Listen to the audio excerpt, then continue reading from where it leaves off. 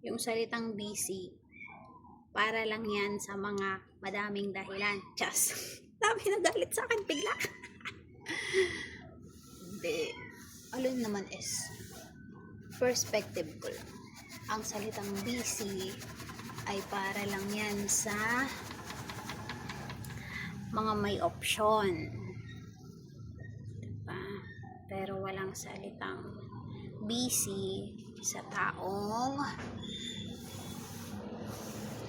kailangan may mapatunayan sa sarili.